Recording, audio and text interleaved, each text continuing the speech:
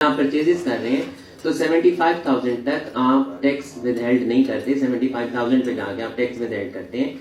अगर आपने नॉर्मली अगर आपकी परचेजेस ज्यादा है तो आपने टैक्स विदहेल्ड कर लिया होता है, लेकिन गलती क्या होती है, आपने अपनी विदहोल्डिंग की स्टेटमेंट नहीं जमा कराई होती, उसका जुर्माना 2500 रुपया रोज का है।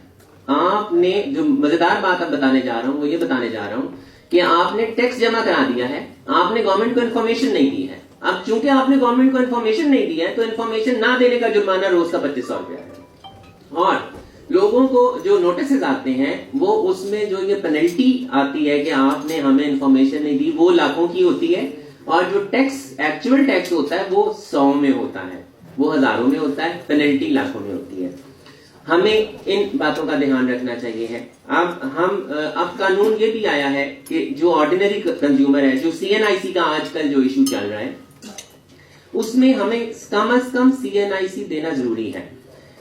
अब यहां पर एक और बहुत मजेदार सी बात है कि जो सेल्स टैक्स का कानून है वो ऐसे तमाम लोगों को रजिस्टर्ड कंसिडर ही नहीं करता जो इनकम टैक्स में रजिस्टर है। बड़ी मजे की बात है कि FBR एक अथॉरिटी है हमारी, federal board of revenue, income tax, sales tax, excise, custom सब उसी के अंदर आते हैं, लेकिन ऐसे लोग जो इनकम टैक्स में रजिस्टर हैं और सेल्स टैक्स में रजिस्टर नहीं है, उनको सेल्स टैक्स का सेक्शन इनकम टैक्स में रजिस्टर कंसिडर, वो सेल्स टैक्स में रजिस्टर कंसिडर नहीं करता, वो कहता है जी यू आर नॉट रजिस्टर्ड। अब ऐसा मैन्युफैक्चरर जो अपनी इनवॉइसेस इशू कर रहा होता है, वो सेल्स टैक्स का चूंकि रेट 17% है, जो अनरजिस्टर्ड पर्सन जो कि रजिस्टर्ड है इनकम टैक्स में is unregistered in the act of sales tax, उसको वहां पर 20% इनवॉइस पे काटनी पड़ती है। मेरा सवाल यहां पर यह है कि गवर्नमेंट ऑफ पाकिस्तान को तो रजिस्टर्ड पर्सन मिलते नहीं है जो इनकम टैक्स में है, तो वो हम इंपोर्टर्स और मैन्युफैक्चरर्स को कैसे कहते हैं कि हम सेल्स टैक्स के रजिस्टर्ड पर्सन ढूंढ के लाएं? ये हमारी जिम्मेदारी तो नहीं है। और वो जो 3% की कॉस्ट है उसका जवाब वो ये देते हैं कि आपने तो ये मैन्युफैक्चर, आपने तो ये लेनी है, सप्लाई बायर से लेना है, वो बायर नहीं देता। That is the cost of the manufacturer, that is the cost of the importer. अब कमर्शियल इंपोर्टर्स का भी आजकल बहुत ज्यादा इशू चल रहा है, मैं बल्कि कुछ बातें डिस्कस भी कर देता हूं क्योंकि मुझे पता था कि शायद एक सेल्स टैक्स की भी प्रेजेंटेशन थी तो मैंने उसके लिए कुछ पॉइंट्स बनाए थे, तो हम चूंकि बैठे हैं, अगर आपकी इजाजत हो तो मैं वो डिस्कस कर देता हूं ताकि वो सबके इल्म में आ जाएंगी। 8V का मसला ये है कि 8V का एक सेक्शन है, वो ये कहता है कि आपको अगर आपका सेल्स टैक्स का कैरी फॉरवर्ड आपकी रिटर्न में आ रहा है तो आप उसका 100% क्रेडिट नहीं ले सकते। मिसाल के तौर पे अगर आपका सेल्स टैक्स कैरी फॉरवर्ड हो रहा है, 100 रुपया आपके रिटर्न में आगे जा रहा है, आपने जो सप्लाईज की हैं उसका सेल्स टैक्स कम बन रहा है, तो आप उसका 100% ये नहीं करेंगे कि अगर आपका सेल्स टैक्स 75 रुपए बन रहा है और आपका कैरी फॉरवर्ड 100 रुपए आ रहा है तो आप 100 में से 75 को लेस करके 25 रुपए आगे चले जाएंगे। नहीं, कानून ये कहता है कि एक मैन्युफैक्चरर अपना सेल्स टैक्स का पूरा रिफंड जो कैरी फॉरवर्ड है वो एडजस्ट नहीं कर सकता, उसको आउटपुट पे जो सेल्स टैक्स बनेगा वो 10% उसको बाय ऑल मींस देना पड़ेगा, इररिस्पेक्टिव ऑफ दैट कि उसका इनकम टैक्स कितना डिपार्टमेंट के पास पड़ा है, इररिस्पेक्टिव ऑफ दैट कि उसका सेल्स टैक्स कितना डिपार्टमेंट के पास पड़ा है। यानी कि हमारा जो मैन्युफैक्चरर्स हैं, हम इस मुल्क में ये तो कहते हैं कि जनाब हमने इस मुल्क में इन्वेस्टमेंट करनी है, आप बाहर से लाओ, खुद इन्वेस्टमेंट करो, मशीनरी लाओ, नई इंडस्ट्री लगाओ, लेकिन बात यह है कि जब एक मैन्युफैक्चरर अपनी इंडस्ट्री यहां पर लगाता है तो सेल्स टैक्स अल्टीमेटली मशीनरी अगर वो बैंक से लेता है तो आजकल आप इंटरेस्ट रेट देख लें, क्या 13.25 तो आपका कार्बोर का रेट है, उसके ऊपर 3-4% आपको और मिलेगा, 17-18% पे आपको बैंक लोन मिलेगा। अब आपने जब मशीनरी इंपोर्ट की है तो आपको सेल्स टैक्स एडवांस में गवर्नमेंट को दे देना है, गवर्नमेंट आपका एडवांस सेल्स टैक्स ले लेगी। अभी आपने काम शुरू नहीं किया, अभी आपने मशीनरी लगाई है, आप इस मुल्क में इन्वेस्टमेंट करना चाहते हैं, लेकिन आपने उधार पैसा लेकर क्रेडिट पे लेकर आपने वो गवर्नमेंट ऑफ पाकिस्तान को दे दिया कि भाई आप ये पैसा अपने पास रखें। अब इसी तरह मैन्युफैक्चरर जो है उसको वो अपना जो सेल्स टैक्स का कैरी फॉरवर्ड है वो उसको आगे नहीं ला सकता।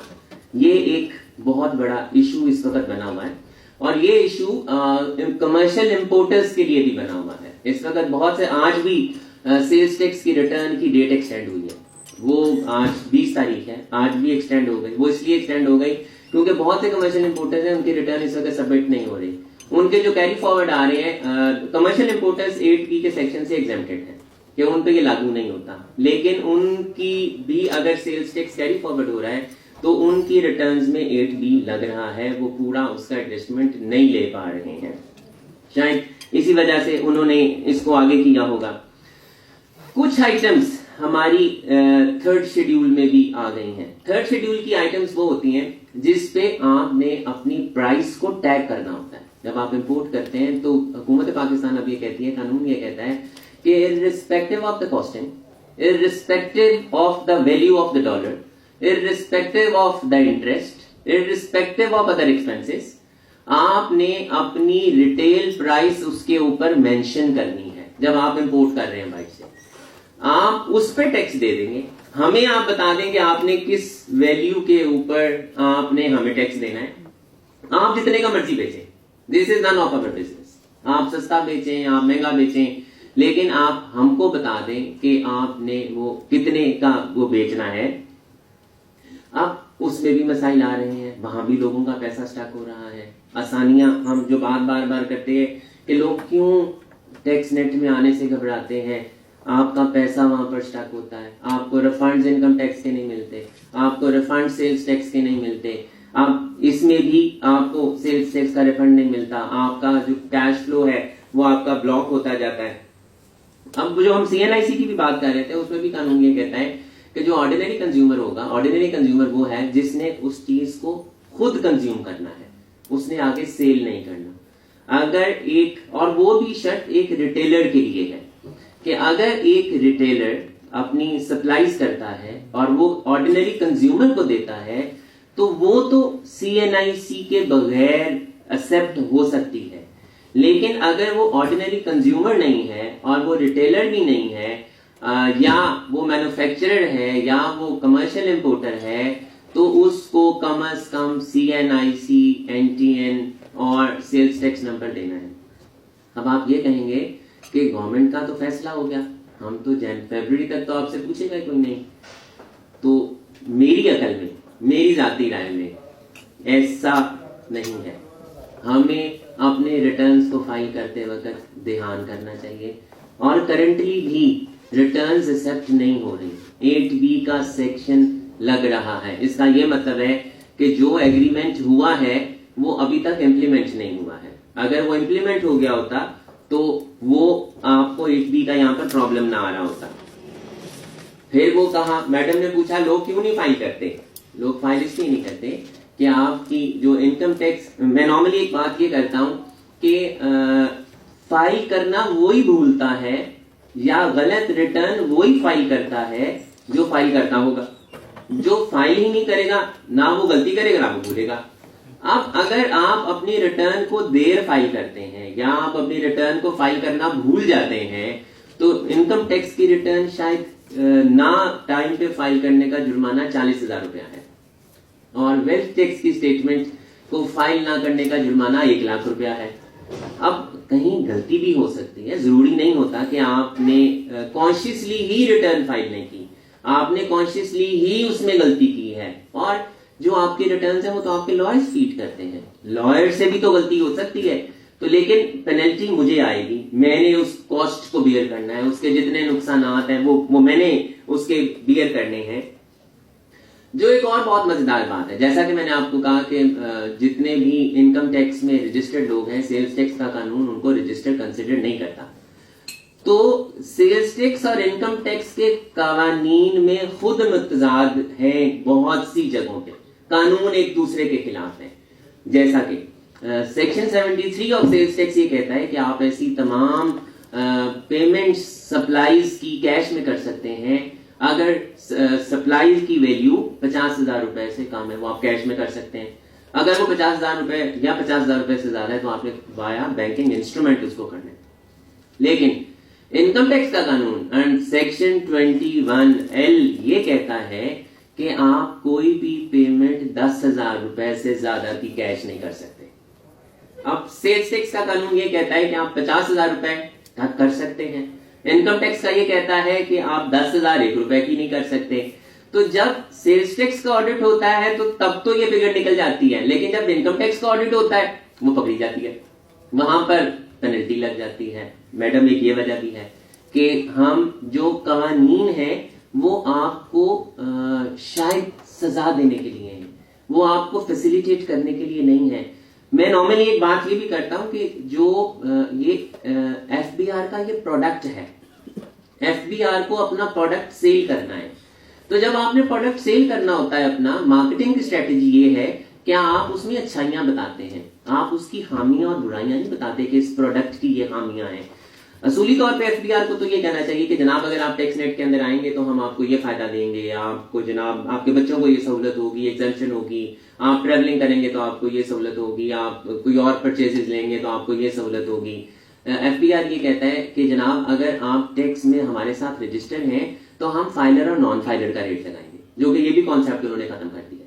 उन्होंने कहा जी अगर आपने रिटर्न फाइल नहीं की तो you are not on the active tax paid list, और अगर आपने रिटर्न फाइल कर दिया तो you are on the active tax paid list. अगर आपने अगर एक बेनिफिट किसी टैक्स का अगर एक फाइलर को मिलता है 4% अगर उसको चार्ज होता है, तो जो नॉन फाइलर होगा उसको 8% होगा। अगर एक फाइलर को 5% होता है तो नॉन फाइलर को 10% होगा। उन्होंने उसका डबल कर दिया है। This is not a benefit, this is a penalty. ये आपकी पेनल्टी है, ये बेनिफिट नहीं है।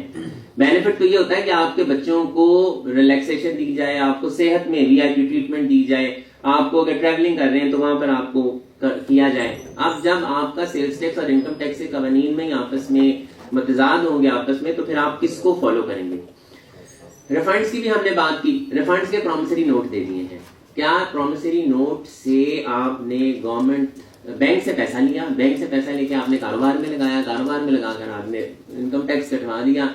जब आपने income tax sales tax government के पास चला गया तो गवर्नमेंट ने कहा आप ये प्रॉमिसरी नोट ले लें और आपको 3 साल के बाद इनाम मिल जाएगा, आप उससे जो मर्जी करते फिरें। वो शायद मेरी अकल में तो उससे कुछ नहीं मिलता, लेकिन हो सकता है उससे कुछ मिलता हो, लेकिन ऐसा वहां पर कुछ नहीं है। अब आपके जो नोटिस हैं, मैडम ने पूछा लोग क्यों नहीं आते। मैडम एक और बात सुनिए, आपके जितने नोटिस आते हैं वो ये कहते हैं कि हमने आपको ऑनलाइन भेज दिए हैं, आप इसको ऑनलाइन चेक करिए। अब मैं यहां पर आपसे ये भी रिक्वेस्ट करूंगा कि प्लीज अगर आपकी रिटर्न फाइल होती है तो अपने पोर्टल्स के आईआरएस के जो अकाउंट्स हैं अपने एडवाइजर से उनके पासवर्ड्स लें। अब ये सिर्फ एडवाइजर की जिम्मेदारी नहीं है कि उसने आपके पोर्टल्स पे आपके नोटिसेस, आपके रिटर्न्स या आपके उन मसाइल को देखना है। You are responsible for your return. आप अपनी रिटर्न के खुद रिस्पॉन्सिबल हैं। आपको सर 90% लोगों के जो वहाँ पे मोबाइल नंबर फीड है वो वकीलों के मैं वो आपको बताऊं, वो आप चेंज कर सकते हैं। अगर आप एफबीआर तो कर सकते हैं, लेकिन ये वकीलों की अपनी एक दुकानदारी इस तरह की है, वो पासवर्ड तो देना तो दूर की बात है, वहाँ पे नंबर ही अपना फीड कर देते हैं, ईमेल ही अपना फीड कर देते हैं। नहीं, वो चेंज हो सकता है, वो चेंज हो सकता है, वो चेंज हो सकता है, लेकिन देखिए ना मेरी बात सुनो, लॉ ऐसा होना चाहिए कि वकीलों को इस तरह की राइट्स मिलने नहीं चाहिए। नहीं, वो इंटरमीडियरी है, वो भी कानून के तहत आता है। को इस तरह उठा रहे ना, इसी वजह से लोगों को अवेयरनेस भी कम आ रही है। सर इसीलिए सेशंस कर रहे हो। मैं आपको करेक्ट करूं यहाँ पर एक बात ये बताऊं कि अगर आप मुझे अपना नंबर देंगे तो मैं आपको 2 एड्रेसेस भेजूंगा, लिंक्स वेबसाइट के। आप वहां पर जाकर अपने आईआरएस का अकाउंट पर नंबर खुद चेंज कर सकते हैं, खुद चेंज करें। तो अपने ही है सर किसी की बात कर रहा हूँ, मैं तो ओवरऑल सिनेरियो बता रहा हूँ कि 90% लोग, मेरी अपनी जो जानकारी है उसको बता दो, 90%, क्योंकि लोग कोई भी फ्रेंड में आना पसंद नहीं करते इन चीजों के हवाले से। वो कहते हैं पता नहीं हम लोगों ने वकीलों को कह दिया एक बार साल की फीस दे के इनकम टैक्स का गोशवारा बढ़ा दिया, लिहाजा हमारी रिस्पॉन्सिबिलिटी बिजनेस करके खत्म है। हालांकि इसको खत्म इस तरह आसानी से करना चाहिए नहीं। इसको आप फेस करते हैं तो बहुत सारे बेनिफिट भी इस काम में कुशीदा है। सर हम इसीलिए ये सेशंस कर रहे हैं। लाहौर चैम्बर का मकसद ही ये है कि ऐसे तमाम पॉइंट्स को हाईलाइट किया जाए जो बातें आप तक नहीं पहुंची हैं।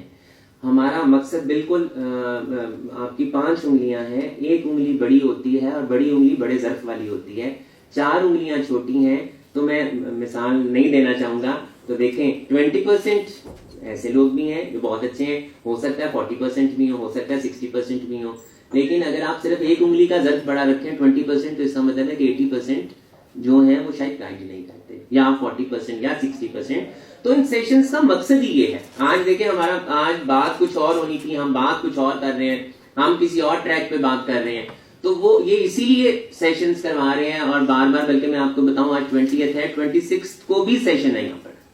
और 26 को जो सेशन है वो तमाम इंपोर्टर्स और एक्सपोर्टर्स के लिए है कि जो अब FATF ने जो कवानीन बनाए हैं, क्योंकि शायद अब जो आप इंपोर्ट करते हैं, either you are a manufacturer or either you are a commercial importer, जब आप अपनी इनवॉइस बैंक को भेजोगे तो स्टेट बैंक ने बैंक को ये कहा है कि you will check the rate.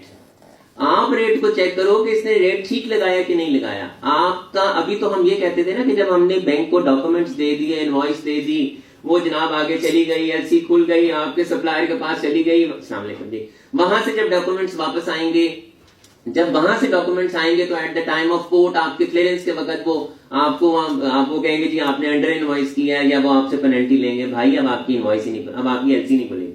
अब स्टेट बैंक ने नया कानून आया है कि आपका बैंक भी आपके जो रेट्स आपने डिक्लेयर करे हैं उसको चेक करेगा।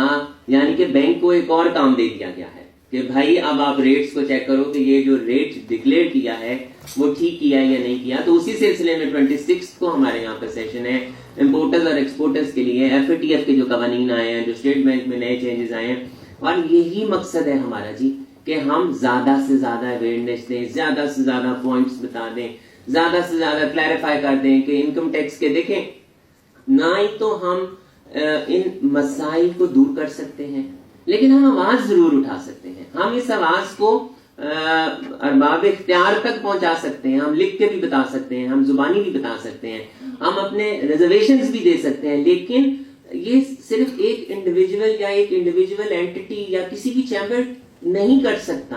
हम सबको आगे आना होगा। आप तमाम सेक्टर्स, आप जिस जिस सेक्टर से रिलेट करते हैं, खुदारा अपने अपने सेक्टर से इन इश्यूज को उठाइए। जब तक आप इन इश्यूज को अपने सेक्टर से नहीं उठाएंगे, लाहौर चैम्बर कुछ नहीं कर सकेगा, फेडरेशन कुछ नहीं कर सकेगा, सरगोदा चैम्बर कुछ नहीं कर सकेगा। वो नॉर्मली ये कहते हैं कि जनाब अगर कोई जाके मसला उठाता है कि जनाब देखें इन सबका ये मसला है, आप इनकम टैक्स को, सेल्स टैक्स को नहीं मानते, वो कहते हैं भाई जिनका इशू है वो तो आके बोलता नहीं, तो तुम लोगों को क्या प्रॉब्लम है, तुम लोग क्यों बोलते हो। तो अगर इंपोर्टर को कहीं कोई प्रॉब्लम आ रहा है तो वो उस सेक्टर को आगे आना पड़ेगा। अब जैसे इससे पहले स्टील सेक्टर की भी मैं आपको यहाँ पर मिसाल दूं कि स्टील सेक्टर जो था, इससे पहले वो स्पेशल प्रोसीजर यूज में था। स्पेशल प्रोसीजर में वो आपके बिजली के बिल के साथ ही कर लेते थे। अब नॉर्मली स्टील सेक्टर, ठीक है, मैं ये नहीं कहता कि स्टील सेक्टर है या कोई और सेक्टर है, हमें उन तमाम लोगों की इज्जत करनी चाहिए, हमें उन तमाम लोगों को अप्रिशिएट करना चाहिए जो टैक्स नेट के अंदर है। आपकी 20 करोड़ अवाम है और 26 लाख पिछले साल आपने इनकम टैक्स की रिटर्न सबमिट कराई है। और मजेदार बात यह है कि आपकी उसमें इनकम टैक्स की रिटर्न्स में तमाम टैक्स पेयर्स नहीं है, आपके फाइलर्स हैं जिन्होंने इनकम टैक्स की रिटर्न फाइल की है। तमाम ने इनकम टैक्स पे नहीं किया, उन्होंने अपने आप को फाइलर इसलिए बनाया because they want to avail the benefits, they want to become filer, ताकि वो तमाम बेनिफिट्स ले सकें जो एक नॉन फाइलर को नहीं मिलते। इररिस्पेक्टिव ऑफ दैट कि उनकी जो रिटर्न है वो सही उन्होंने सबमिट की है या उन्होंने जो उनकी जो रिटर्न है वो उन्होंने गलत सबमिट की है, they only want to become filer. क्या रिटर्न में फाइल हुआ है, उन्हें इससे भी कोई एतराज नहीं है। अब मैं जैसे उसकी बात कर रहा था, देखिए ये जिम्मेदारी डिपार्टमेंट्स की भी है, ये जिम्मेदारी चैम्बर्स की भी है, ये जिम्मेदारी एसोसिएशंस की भी है, ये जिम्मेदारी हम लोगों में से उन लोगों की भी है जो जानते हैं कि कानून क्या कहता है। अवेयरनेस देनी है हमें, अपने उन तमाम लोगों को अवेयरनेस देनी है जो नहीं जानते। मैं भी सब कुछ नहीं जानता, मैं भी एक नॉर्मल सा बिजनेसमैन हूं, मैं कोई एक्सपर्ट नहीं हूं, मैं कोई एडवाइजर नहीं हूं, लेकिन ये मेरे कारोबार